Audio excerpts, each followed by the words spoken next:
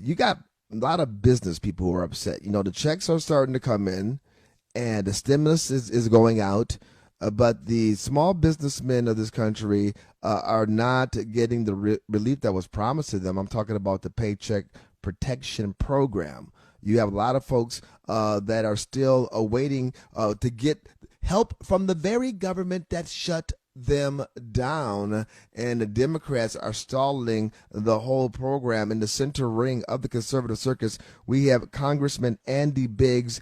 And Congressman, the president's given the order for states to get back to work. I hope that our state is one of the ones that bum rush to make that happen. But in the meantime, there are a lot of people out there who were promised bailouts, promised opportunity, especially our small business people who are the engine of the country, and yet it looks like once again they're getting shafted.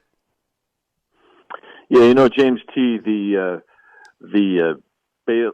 next round here, the $250 billion is going to go into the Paycheck Protection Program for the third time in a row. I mean, the Senate Democrats objected. They're trying to do this on a unanimous consent. So you go down there, and it just takes one Democrat. But this is their whole view right now, is they want to stop that because they want to expand all kinds of additional programs and spending to this bill that's simply designed to fund the small business portion of relief.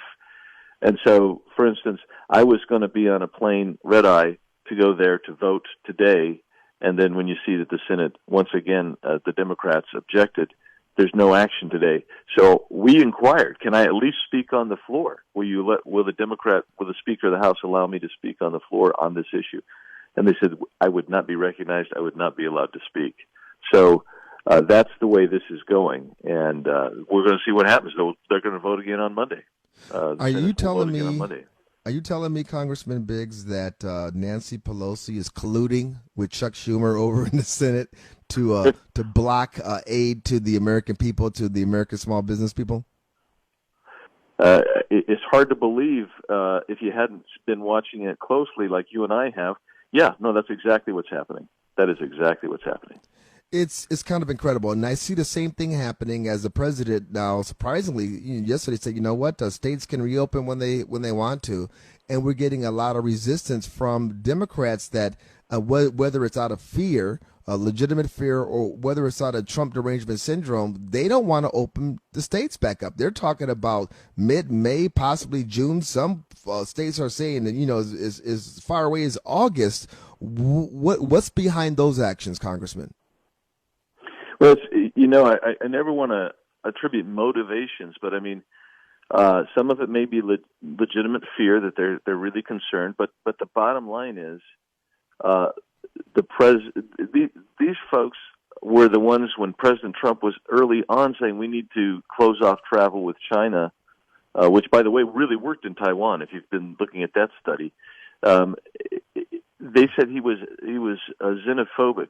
And these are the people that were in New York. You had New York Democrats going out there saying, and they were kissing people, saying, go out and hug people, blah, blah, blah. And what happened is they didn't take it seriously. And now they've killed their economies, and they want the federal government to bail them out.